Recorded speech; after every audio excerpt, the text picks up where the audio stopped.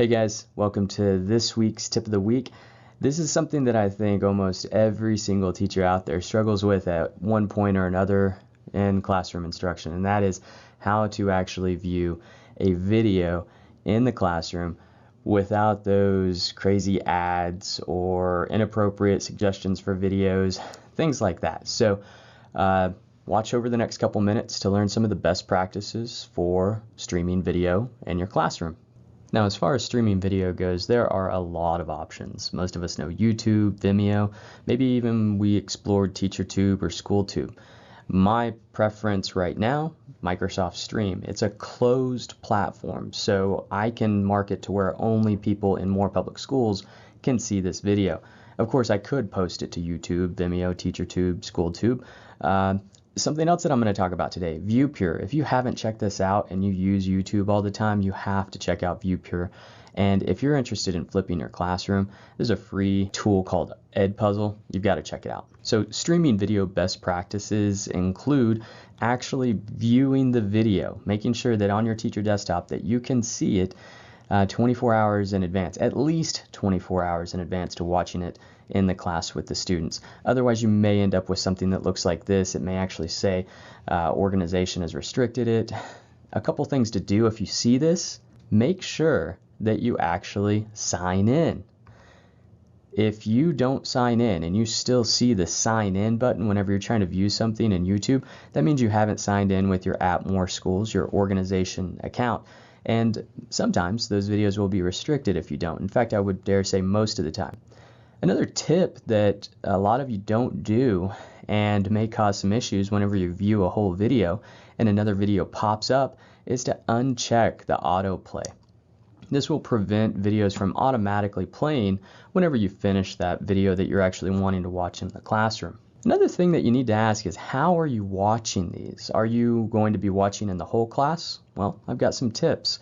One, make sure that you've got some guided notes or some objectives for the students and you as you watch it. And then also, are you watching just a portion of the video? If so, I'm going to show you how to customize this so that you only watch the important part. And then lastly, are you trying to flip the classroom? I'm going to show you how to do that. If you're watching a YouTube video with the whole class, one of my absolute favorite tools is ViewPurecom. And essentially what this does is it takes everything that you would normally see in a YouTube video, including those ads before the video that you might have to wait to skip, or those suggested videos on the side, and it purifies them. All you have to do is copy the URL into ViewPurecom, and voila, you get the clean, no ad video, and you actually have some ability to customize it as well. Now, ViewPure is not the only place that you can customize. In fact, if you're still using YouTube a lot, then you can customize when the video starts as well in YouTube by going to the share and then checking the box to start at a specific time and then sharing that link or using that link, and that video will start whenever you want. If you use ViewPure with that video, then you can actually tell when to start as well as when to stop. Additional advanced functions you can see there include custom URL as well as a password that a student might have to enter to watch this. Same thing in Microsoft Stream, what you're watching this in right now. If you wanted to share this and share only this section of the video, you could tell it to start at 1 minute and 47 seconds or something like that, then share that direct link with somebody. So make sure that if you're not watching the whole video, that you actually customize it with these features. And lastly, if you're looking for your students to watch these videos individually and you want some feedback, I recommend a tool called Edie Puzzle. It's a free teacher account, free for students. You embed a YouTube video and then have questions pop up that you design. You can also take content that other people have created.